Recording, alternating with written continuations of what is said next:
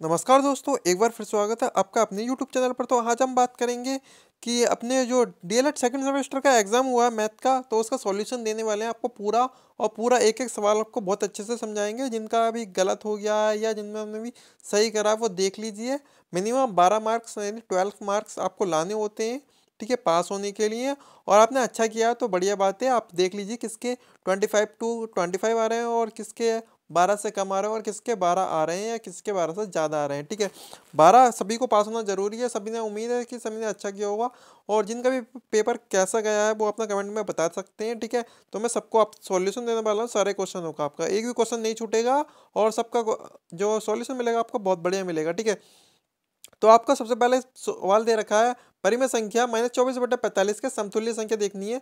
तो समतुल्य संख्या देखने के लिए 24 बटे हमने 45 लिख लिया, ठीक है। 24/45 लिख लिया, तो इसे हम -24/45 है तो ऐसे एज इट इज लिख लेंगे जैसा है। तो 3 से डिवाइड करेंगे, 3 × 24 हो जाएगा। और नीचे वाले को डिवाइड करेंगे, 2 से डिवाइड करेंगे, 2 से नीचे वाला डिवाइड नहीं होने का, इसलिए हम 3 से डिवाइड कर रहे हैं।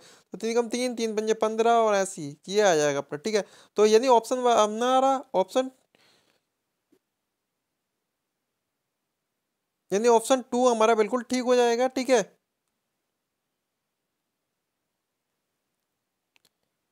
यानी ऑप्शन हमारा 2 बिल्कुल ठीक हो जाएगा, इसमें कोई दिक्कत वाली बात नहीं होगी। क्वेश्चन नंबर 2 पर आते हैं। क्वेश्चन नंबर 2 में हमारा दे रखा है समीकरण x/4 + 10 = -4 दे रखा है। तो इसमें x का मान निकालना है। तो x का मान निकालने के लिए आप क्या करेंगे, x का मान निकालने के लिए हम x को एक साइड ले लेंगे और बाकी संख्याओं को एक साइड ले लेंगे। कैसे ले लेंगे, इस तरह से ले लेंगे। मैंने आपको पहले ही सॉल्यूशन कर दिया है, ठीक है। तो हमने क्या किया, हमने इसे लिख लिया, x/4 को इस तरफ लिख लिया, इस तरफ लिख लिया। तो यहाँ से हम 10 को इधर लेके जाएंगे तो माइनस में हो जाएगा, माइनस में हो जाएगा तो -4 बटे इतना हो जाएगा और -14 हो जाएगा, ठीक है। तो इसके बाद हम फिर करेंगे इसे इस तरह से। x लिया हमने, x एक तरफ ले लिया और जो 4 बचा था इधर ले गए, इसे 4 को गुणा में लेगा तो 4 14 चौका 56, यानी 56 हो गया हमारा ऑप्शन। यानी कौन सा वाला ठीक हो गया, ऑप्शन हो गया हमारा फर्स्ट ऑप्शन हमारा बिल्कुल ठीक हो गया इसमें। तो क्वेश्चन नंबर 3 पर आ जाते हैं अपने, ठीक है। एक वर्गाकार त्रिभुज का जो भुजा दे रखी है 1.6 मीटर दे रखी है। वर्ग का क्षेत्रफल क्या होता है, भुजा का स्क्वायर। भुजा का स्क्वायर होता है, क्या होता है, भुजा का स्क्वायर। भुजा का स्क्वायर होता है तो हम क्या करेंगे, 1.6 इंटू 1.6 करेंगे तो आएगा हमारा 256। लेकिन एक पॉइंट ये है हमारा और एक पॉइंट ये है, तो दो के बाद पॉइंट लगाएंगे यानी 2.56 हो जाएगा। यानी ऑप्शन हमारा 2 बिल्कुल ठीक हो जाएगा। तो इसी प्रकार से हम नेक्स्ट क्वेश्चन पर आते हैं, क्वेश्चन नंबर 4 पर। सबसे छोटी सम संख्या, सबसे छोटी सम संख्या तो पूछी है इसने। सम के साथ साथ क्या पूछी है, इसने पूछी है अभाज्य संख्या। सबसे छोटी और सबसे सम संख्या और अभाज्य संख्या। सबसे छोटी संख्या तो हमारी 1 होती है, लेकिन सम भी पूछिए, सम हमारी 2 होगी और सबसे अभाज्य संख्या होगी, ठीक है। सबसे छोटी अभाज्य संख्या जो होती है हमारी 2 होती है। नेक्स्ट क्वेश्चन पर आता है, क्वेश्चन नंबर 5 पर हमारे, ठीक है। किसी त्रिभुज का क्षेत्रफल 45 वर्ग सेंटीमीटर दे रखा है। किसी त्रिभुज का क्षेत्रफल 45 वर्ग सेंटीमीटर तथा आधार 15 सेंटीमीटर दे रखा है। इस त्रिभुज की ऊंचाई निकालनी है। ऊंचाई निकालने के लिए मैंने फॉर्मूला आपको पता है कि त्रिभुज का क्षेत्रफल जो होता है हमारा 1/2 आधार गुणा ऊंचाई होता है। तो त्रिभुज का क्षेत्रफल हमारा ये रहा। त्रिभुज का क्षेत्रफल जो होता है 1/2 आधार गुणा ऊंचाई होता है। तो आधार क्षेत्रफल हमारा 45 दे रखा है, 1/2 हमारा फॉर्मूले में ही है, और आधार दे रखा है 15 और ऊंचाई दे रखी है। ऊंचाई नहीं हमें निकालनी है, ऊंचाई निकालनी है। तो हम एक तरफ लिख लेते हैं 45 जो दे रखा है इसे 2 से मल्टीप्लाई कर देंगे ऊपर, ठीक है। तो 45 जो बचेगा 45 नीचे आ गया, 45 नीचे आ गया अपना। और हमारा जो बचा हमने 15 से इसे डिवाइड कर लिया 3 बाई, और 3 × 2 जो होगा हमारा 6 हो जाएगा, यानी 6 सेंटीमीटर हमारा इसका आंसर हो जाएगा। क्वेश्चन नंबर 6 पर आ जाते हैं अपने। लिखा है a² + 1/a² = 2 ले रखा है। तो हमें 1/a + a का मान निकालना है। तो इसमें बहुत ज़्यादा कंफ्यूजन था, थोड़ा सा टिपिकल क्वेश्चन भी है। लेकिन जो जिन्होंने मैथ अच्छे से है उनकी तो कोई दिक्कत नहीं होने। तो क्वेश्चन का आंसर इस तरह से है इसका। तो पहले हम क्या, जो में निकालना है ना उसी का ले लिया हमने, 1/a + a। तो इसका स्क्वायर कर लिया। स्क्वायर करेंगे तो हम ये खुलेगा, a + b का होल स्क्वायर जो होता है उसका फॉर्मूला जो होता है ये होता है, ठीक है। आपको पता होगा a² + b² + 2ab होता है। तो उसी प्रकार से लिया 2a की जगह 1/a और ये a लिख लिया हमने, ठीक है। तो हमने इस तरह से खोल दिया इसे। तो हम जानते हैं हमारे क्वेश्चन में दे रखा है 1/a और ये और वन इसका मान हमें दिया हुआ है, तो हमने इसका मान क्या रख दिया, 2 रख दिया है, और 2 हमारा क्वेश्चन में है तो हमारा 4 हो गया।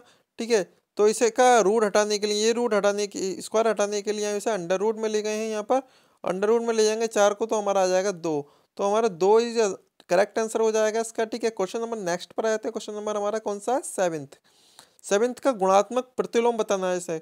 गुणात्मक प्रतिलोम क्या होता है ये बात कर लेते हैं। गुणात्मक प्रतिलोम में हमेशा उल्टा हो जाता है, 1/, में चली जाती है, कोई भी चीज़ होती है हमारी 1/, में चली जाती है।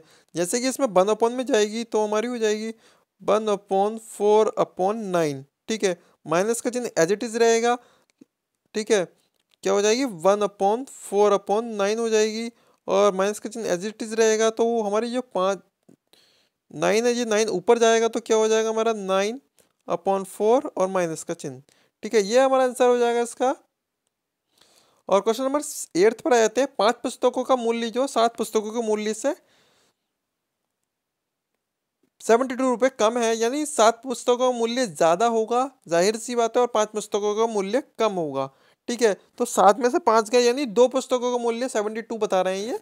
तो इस तरह से बता रहे हैं, 7 में से हमारे क्या गया, 5 पुस्तकों में से हटा दिया हमने, तो 2 पुस्तकों का मूल्य जो दे रखा है हमारा 72 दे रखा है। तो हमारा एक पुस्तक का मूल्य क्या हो जाएगा ये बताना है हमें। एक पुस्तक का मूल्य क्या हो जाएगा, 72/2, यानी 36 हो जाएगा हमारा। 36 इज करेक्ट आंसर हो जाएगा हमारा। ठीक है, तो हम नेक्स्ट क्वेश्चन पर आते हैं। नेक्स्ट क्वेश्चन हमारा है, 3 क्रमांक संख्याओं का योग दे रखा है 87 दे रखा है। 3 क्रमांक संख्या, द्वितीय क्रमांक संख्या बतानी है, मतलब सेकंड वाली संख्या बतानी है क्या है। तो सबसे पहले हम क्या कर लेते हैं, 3 संख्या मान लेते हैं। 3 संख्या किस तरह से माननी है, क्रमांक संख्या मतलब कि नेक्स्ट संख्या होगी थी हमारी। तो एक x है, तो उसमें एक प्लस हो जाएगा, और दूसरी वाली में एक और प्लस हो जाएगा, x+2 हो जाएगा। तो इन संख्याओं को जोड़ लेंगे तो हमारा क्या आ जाएगा, 87 आना चाहिए। ठीक है ना, 3 क्रमांक संख्याओं का योग क्या है, 87 है। तो इसी प्रकार से हमने x को जोड़ दिया तो हमारा कितना हो गया, 3x हो गया, इधर 3 आ गया, और ये 87 हो गया। x को इधर ले गए और 87 में से हमने 3 माइनस कर दिया। ये 87 में से क्या माइनस कर दिया हमने, 3 माइनस कर दिया, तो हमारा 84 बच गया। 84 को 3 से डिवाइड करेंगे तो हमारा 28 आएगा। यानी हमारी दूसरी क्रमांक संख्या जो थी हमारी थी x+1। x+1 का मान निकलना है, यानी 28 में हमें क्या जोड़ना है, 28 में 1 जोड़ना है। 28 में मतलब कि x+1 करना है, तो x तो हमारा 28 है ही, और साथ एक और जोड़ना है, तो 29 इज हमारा करेक्ट आंसर हो जाएगा। नेक्स्ट क्वेश्चन पर आते हैं अपने। लिखा, एक आयत की लंबाई 10 सेंटीमीटर और चौड़ाई 6 सेंटीमीटर दे रखी है। आयत का परिमाप क्या होता है ये आपको पता होगा। आयत का परिमाप जो होता है 2 × L+B होता है। ठीक है, L माने लंबाई और B माने चौड़ाई। ठीक है, ब्रेथ और लेंथ, और ब्रेथ हो जाती है यानी 2 गुणा। ठीक है, और लेंथ हमारी दे रखी है 10 और 6 16 हो जाएगी हमारी। ठीक है, 10 लेंथ दे रखी है और ये दे रखी है 16 दूनी 32 हमारा करेक्ट आंसर हो जाएगा। ठीक है, नेक्स्ट क्वेश्चन आता है क्वेश्चन नंबर 11। एक बर्तन में 7800 सेंटीमीटर स्क्वायर क्यूब जो है पर पानी है हमारा, बर्तन में लीटर पानी निकालना है। ठीक है, सेंटीमीटर क्यूब से हम लीटर में बदलते हैं तो हम 1000 से डिवाइड करते हैं। ये आपको शायद नहीं पता होगा, जिन्हें पता था वो अच्छा करके आए होंगे, जिन्हें नहीं पता होगा वो भी अच्छा ही करके आए होंगे, लेकिन गलत हो गया है उनका।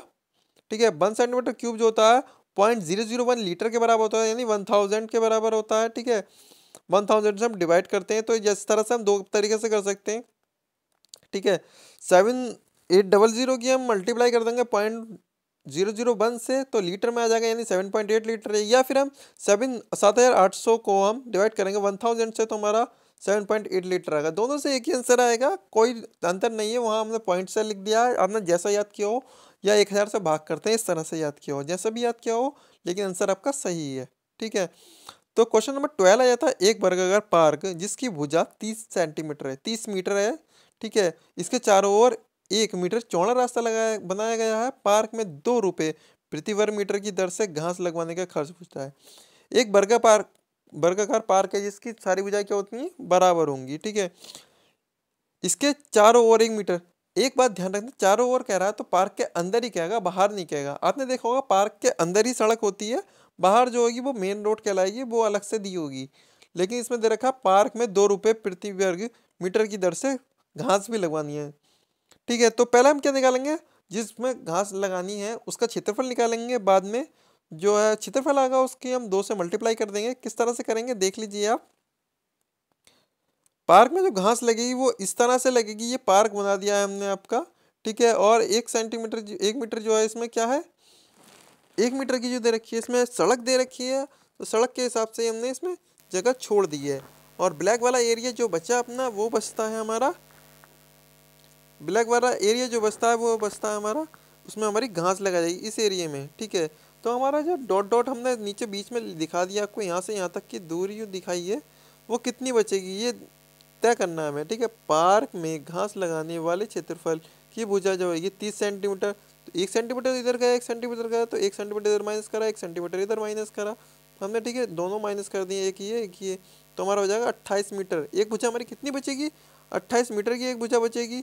तो साथ ही हम ये देख लेते हैं घास लगने वाले पार्क का क्षेत्रफल कितना हो जाएगा। घास लगने वाले पार्क का क्षेत्रफल हो जाएगा, वर्ग स्क्वायर होता है क्षेत्रफल, तो 28 स्क्वायर करेंगे तो हमारा जाएगा 784, मतलब कि 784 मीटर स्क्वायर आ जाएगा क्षेत्रफल। और घास लगाने का खर्चा जो है 2 रुपये वर्ग मीटर दे रखा है, ठीक है। तो 2 से मल्टीप्लाई कर देंगे यानी 1568 हमारा रुपये आ जाएगा, ठीक है। तो नेक्स्ट क्वेश्चन पर आते हैं, ये आपका आंसर हो जाएगा। नेक्स्ट क्वेश्चन दे रखा है, यदि a प्लस बी बराबर 12 हो और a माइनस बी बराबर 2 हो तो a square minus B square का मान निकालना। बहुत ही इजी क्वेश्चन है ये तो। a square minus B square का जो फॉर्मूला होता है अपना, एक बार प्लस एक बार माइनस और दोनों को गुणा कर दो, a minus B into A plus B. तो a माइनस बी का मान दे रखा है 2 और a प्लस बी का मान दे रखा है 12, तो सिंपली आपको 12 की 2 से गुणा कर दीजिए, 24 आंसर आ जाएगा आपका, यही आपका सही आंसर है, ठीक है। नेक्स्ट आ जाता है, एक न्याय पंचायत में 3x प्लस 2 ग्राम सभाएं हैं, यदि प्रत्येक ग्राम सभा में इतने मतदाता हैं तो x बराबर 2 है, तो कुल मतदाताओं की संख्या बतानी है। इसमें कुछ नहीं करना है आपको, ग्राम सभाएं दे रखी हैं और ग्राम वो मतदाता दे रखे हैं, टोटल मतदाता बताने हैं आपको। तो दोनों की क्या करेंगे, मल्टीप्लाई करेंगे। मल्टीप्लाई करने से पहले आपको एक चीज़ और दे रखी है, x माइनस एक्स बराबर आपको 2 रखना है। तो कैसे रखना है ये देख लीजिए आप। x बराबर 2 रखने पर कैसे होगा, ग्राम सभा दे रखी है 3x प्लस 2, तो हमें x का मान रख देते हैं, तो 3 इंटू 2 प्लस 2 हो जाएगा, तो हमारी कुल ग्राम सभा हमारी 8 आ जाएंगी। इसी प्रकार से मतदाता लिख लेते हैं, मतदाता दे रखे हैं x square plus 3x plus 6, तो इसका मान रख देते हैं x का, तो x का मान रखेंगे तो हमारा 16 हो जाएगा इसका। कुल मतदाता की बात करें तो कुल मतदाता क्या होंगे अपने, ग्राम सभा इंटू मतदाता, ग्राम सभा इंटू मतदाता, तो 16 हमारी मतदाता हैं और 8 ग्राम सभा हैं, तो कितना हो जाएगा 128 हमारा करेक्ट आंसर हो जाएगा। नेक्स्ट क्वेश्चन की बात करते हैं, यदि ए बी बराबर, यदि ए इंटू वी या ए बी लिख सकते हैं हम, जो भी लिखना है वो लिख दीजिए। ए बी बराबर 5 दे रखा और ए माइनस बी बराबर अपना 4 दे रखा, तो ए क्यूब प्लस बी क्यूब। बहुत ही डिफिकल्ट और बहुत ही लेंथी क्वेश्चन है, और ये मानता हूँ मैं कि ये इस लेवल का भी नहीं है, क्योंकि इसमें टाइम बहुत लग रहा। पेपर थोड़ा सा लेंथी था ये मैथ का, सेकंड सेमेस्टर वालों के लिए नहीं, लेकिन कोई दिक्कत नहीं, जिन्होंने कर दिया उनके लिए अच्छी बात है, जिन्होंने नहीं करा तो पास तो हो ही जाएंगे। ज़रूरी नहीं है एक क्वेश्चन की वजह से आप फेल हो जाओ, ठीक है। A cube plus B cube दे रखा है, तो इसका फॉर्मूला होता है अपना A plus B A square minus A B और बी स्क्वायर, ये आपका फॉर्मूला होता है, ठीक है। इस फॉर्मूला को हम किस तरह से और लिख सकते हैं, इस तरह से लिख सकते हैं, ए प्लस बी और ए स्क्वायर प्लस बी स्क्वायर को एक जगह लिख दीजिए और माइनस ए बी को एक जगह लिख दीजिए। हमें जो मान दे रखा है ए माइनस बी का दे रखा है उसने, और हमें दे रखा है ए बी का मान, ठीक है। ए माइनस बी का मान दे रखा तो ए माइनस बी ले लिया हमने, ए माइनस बी का हमने स्क्वायर कर लिया। स्क्वायर का फॉर्मूला होता है A square plus B square minus 2ab, ये तो हम जानते हैं। तो इसे हम इसका स्क्वायर को हटा देंगे, ठीक है। तो इस तरह से हमने इस चीज़ को हम यहाँ ले आए, इस चीज़ को यहाँ ले आए। यहाँ क्यों लेकर आए, क्योंकि हमें इसका मान चाहिए, इस वाली चीज़ के लिए ये मान चाहिए ना, तो यहाँ लेकर आए हम इससे, इसलिए तो इसके हम यहाँ लिया है, तो और इस वाले को इधर लिया है तो ये इधर हो जाएगा, क्योंकि इसमें चिन्ह चेंज नहीं होगा, क्योंकि इधर लिखा है और इसका चिन्ह चेंज कर दिया है हमने। बहुत ही ध्यान से देखना है इसको सवाल को आपको, क्योंकि बहुत ही कठिन सवाल है और थोड़ा सा डिफिकल्ट है और थोड़ा सा टाइमलेस है, टाइम जरूर लेता है सवाल। तो इसे हमने सॉल्व किया, ए माइनस बी का मान दे रखा था हमें 4 और ए पी का मान दे रखा है हमें 5, तो इस तरह सॉल्व करेंगे तो हमारा ए स्क्वायर प्लस बी स्क्वायर का जो मान आ जाएगा 26 आ जाएगा, ठीक है। और साथ ही हमें a प्लस बी का मान भी निकालना है। तो a प्लस बी का फॉर्मूला जो होता है हमारा a square plus B square plus 2ab भी होता है। तो इस तरह से हमने इसका स्क्वायर हटाने के लिए, क्योंकि हमें a प्लस बी का मान चाहिए, स्क्वायर हटाना है, तो स्क्वायर हटाने के लिए हमने रूट चढ़ा दिया। ठीक है, ये रूट चढ़ा दिया। a square plus B square का मान हमने अभी निकाला है 26 और a b का मान हमें पता है 5 और 2 से मल्टीप्लाई करनी है। तो हमारा 36 आ जाएगा। 36 का वर्ग अंडर रूट से बाहर निकालेंगे तो हमारा हो जाएगा 6। ठीक है, अब हमारे पास a प्लस बी का मान भी है और a square plus B square का भी मान भी। तो हम अपने जो फॉर्मूला है उसमें पुट कर देते हैं। किस तरह से पुट करा हमने, क्योंकि a cube plus B cube तो निकालना ही है हमें, और साथ ये दे रखा है और ये हमने फॉर्मूले से निकाल दिया, इस फॉर्मूले से हमने निकाल दिया। तो a प्लस बी का मान हमने अभी निकाला 6 और a square plus B square का 26 निकाला। a b का मान हमें दे रखा है 5। तो इसे सॉल्व करेंगे तो हमारा 26 आंसर हो जाएगा। 26 इज करेक्ट आंसर होगा आपका। नेक्स्ट क्वेश्चन की बात करते हैं। क्वेश्चन है हमारा 16। एक आयताकार लकड़ी के टुकड़े का आयतन 264 सेंटीमीटर है। यदि टुकड़ा 8 सेंटीमीटर लंबा और चौड़ा 6 सेंटीमीटर है तो ऊंचाई बतानी है। तो इसमें कुछ नहीं करना, आयतन के लिए पता है, आयतन बराबर होता है लंबाई गुणा चौड़ाई गुणा ऊंचाई। तो आयतन निकाल लेते हैं। किस तरह से निकालना है, घन का आयतन होता है लंबाई गुणा चौड़ाई गुणा ऊंचाई। ठीक है, इस तरह से होता है। तो आयतन दे रखा है अपना, लंबाई दे रखी है 8, चौड़ाई दे रखी है 6, ऊंचाई निकालनी है। ऊंचाई बराबर हो जाएगा 264 अपॉन, यानी डिवाइड में लिखेंगे 8 और 6 को। ठीक है, तो अपना हो जाएगा इसे 8 से डिवाइड करेंगे तो 33 हो जाएगा। 33/6 हो जाएगा। इसका करेंगे तो 11/2 हो जाएगा, या फिर आप 11/2 मीटर लिख सकते हैं या फ्रैक्शन में करके लिख सकते हैं। 5 सही 1/2 करके लिख सकते हैं आप। ठीक है, दोनों ही आपका आंसर सही होंगे। नेक्स्ट क्वेश्चन 17 क्वेश्चन, ये थोड़ा सा लेंथी दे रखा है, कुछ हाई लेवल का है, लेकिन कोई दिक्कत नहीं है। जिन्होंने कर दिया है वो अच्छी बात है, क्योंकि पेपर मैंने बताया आपको टाइम ज़्यादा लिया था इस पेपर ने। कोई दिक्कत नहीं है, जिन्होंने कर दिया है बहुत अच्छा बात है। लेकिन यह है जिनकी मैथ वीक है उनके लिए पास होना बहुत ज़्यादा मुश्किल पड़ गया या पड़ जाएगा। जिन्होंने सही कर दिया उनकी कोई दिक्कत नहीं है। जिन्होंने मतलब कि इसका सॉल्यूशन नहीं देखा है और जो कन्फ्यूजन में कि पास होंगे नहीं होंगे, तो वो सॉल्यूशन ज़रूर देखें। एक रेलगाड़ी 120 मीटर लंबे प्लेटफॉर्म से 12 सेकंड में पार करती है तथा एक खंबे को मतलब कि 2/5 सेकंड में पार करती है। रेलगाड़ी की लंबाई और रेलगाड़ी की 4 किलोमीटर प्रति घंटा में निकालनी है। तो कोई दिक्कत नहीं है। किस तरह से करा है हमने, क्वेश्चन का आंसर देख लीजिए। मान लिया हमने रेलगाड़ी की लंबाई x मीटर है। प्लेटफॉर्म पर पार करने में समय जो लेगी हमारा, एक तो प्लेटफॉर्म की लंबाई लेगी और साथ ही हमारी रेलगाड़ी खुद कितनी लंबी है वो दोनों चीज़ों को पार कर देगी। रेलगाड़ी को भी अपनी लंबाई को भी पार करेगी और प्लेटफॉर्म को भी पार करेगी। समय 4 बराबर दूरी बटे दूरी, तो ये हो गई हमारी, और समय ये हो गया। समय हमें दे रखा है उसने, प्लेटफॉर्म जो हो जाएगा 120 मीटर लंबा है और साथ ही रेलगाड़ी की लंबाई हमने x मान ली है। ठीक है, और समय जो लग रहा है हमें 12 सेकंड लग रहा है प्लेटफॉर्म को पार करने में। इसी प्रकार से हमने समीकरण इसे 1 बना लिया। क्या बना लिया, समीकरण 1 बना लिया। इसे ध्यान से देखिए। और खंबे को पार करने में जो समय लगता है हमें, खुद रेलगाड़ी अपनी अपनी दूरी पार करती है और किसी चीज़ को पार नहीं करती है। तो समय 4 बराबर दूरी बटे समय, दूरी जो खंबे रेलगाड़ी अपनी खुद पार करेगी। और साथ ही हमें दे रखा है, इसमें हमने बना दिया है ये। ठीक है, रेलगाड़ी की जो दूरी है वो x है और साथ समय जो लग रहा है 12/5 लग रहा है, यानी 5/12 मतलब 5x/12 जो होगी मेरी चाल हो गई। समीकरण 2 बना दिया इसे हमने। ठीक है, अब समीकरण 1 और 2 को हम देखेंगे तो चाल हमारी दोनों ही सूरत में क्या रहेगी, बराबर रहेगी। चाहे वो प्लेटफॉर्म को पार करे चाहे वो किसी खंबे को पार करे, तो चाल को दोनों बराबर रख देते हैं। ठीक है, चाल से एक ये निकल के आई थी हमारी और दूसरे समीकरण से ये निकल के आएगी। तो 12 से 12 डिवाइड कर दिया है हमने। तो क्या बचा हमारा, इधर 120 बचा, इधर हमने 5x में से इधर इस x को इधर ले गए तो हमारा ये हो गया, इधर हमारा 4x बच गया। ठीक है, 4x बच गया तो हमने 4 से डिवाइड कर दिया है 120 को, तो हमारा 30 मीटर रेलगाड़ी की लंबाई आ गई। रेलगाड़ी की चाल निकालने के लिए कुल दूरी बटे समय, तो हमने समीकरण 2 में मान रख दिया है, यानी इस वाली समीकरण में हमने मान रख दिया है ये। ठीक है, कंफ्यूजन बिल्कुल नहीं होना है। इस समीकरण में मान रखा हमने, क्वेश्चन समीकरण नंबर 2 में मान रखा हमने x का। ठीक है, x का मान रख दिया 5 × 30/12 रख दिया हमने। तो इसे माइनस इसे करेंगे तो हमारा कितना आ जाएगा। तो इसे एक बात और पूछिए, इसने किलोमीटर प्रति घंटा में निकालना है, मीटर प्रति सेकंड में निकाला, किलोमीटर प्रति घंटा में निकालना है। तो हमने 18/5 से 20 की मल्टीप्लाई कर दी है। तो साथ ही हमारा आंसर जो आ गया है 15 गुणा 3 यानी 15 गुणा 3 यानी 45 किलोमीटर प्रति घंटा आया है हमारा, किलोमीटर प्रति घंटा। ठीक है, अपना नेक्स्ट और लास्ट क्वेश्चन है हमारा, नीचे दिए गए बारंबारता बटन से आयत चित्र बनाना है। आयत चित्र बनाना आपने सीखा होगा फर्स्ट सेमेस्टर में, यदि नहीं सीखा है तो मैं सिखा देता हूँ आपको, कोई दिक्कत वाली नहीं। 0 वर्ग अंतराल देगा, 0 से 10, 10 से 20, 20 से 30 और 30 से 40, 40 से 50 और 50 से 60 दे रखा है। बारंबारता 2, 8, 15, 20, 16 और 6 दे रखी है अपनी, कोई दिक्कत वाली बात नहीं है। इसे कैसे करते हैं मैं दिखा देता हूँ।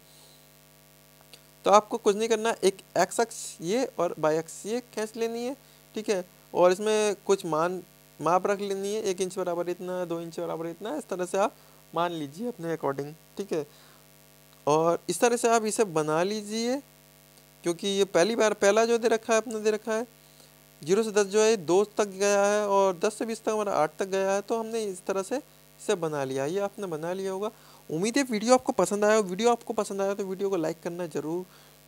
ठीक है, और साथ ही चैनल को सब्सक्राइब जरूर करें। आपको नेक्स्ट जो मिलेगा, आपको सॉल्यूशन मिलेगा आपके सेकंड सेमेस्टर का ही, और साथ ही फर्स्ट सेमेस्टर के जो भी बंदे हैं उनको भी ये ज़रूर मिलेगा।